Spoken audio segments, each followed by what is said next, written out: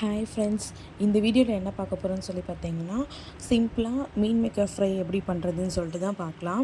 First வந்து கடாயில் எண்ணெய் ஊற்றி அது காஞ்சதுக்கப்புறமா கடுகு போட்டு அது நல்லா பொரிஞ்சு வரணும். பொரிஞ்சு வந்ததுக்கப்புறம் வெங்காயம் வந்து குட்டி குட்டியாக நறுக்கி வச்சுருக்கு, அதை வந்து சேர்த்துக்கணும்.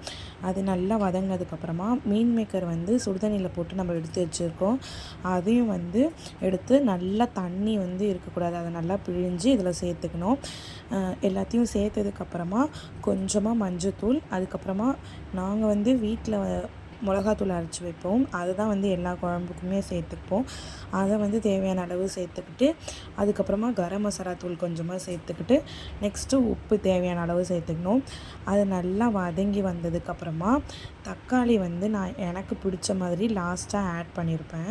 உங்களுக்கு வேணும்னா நீங்கள் வெங்காயத்துக்கு அப்புறம் கூட தக்காளியை போட்டு நல்லா வதங்கினதுக்கப்புறமா இதெல்லாம் ஆட் பண்ணியிருக்கலாம். நான் லாஸ்ட்டாக ஆட் பண்ணியிருப்பேன். அவ்வளோதான். நல்லா வதங்கினதுக்கப்புறமா மீன் மேக்கர் ஃப்ரை வந்து ரெடி ஆகிடுச்சு. இன்னொரு சிம்பிளான ரெசிபியோடு அடுத்தது மீட் பண்ணுறேன். பாய்.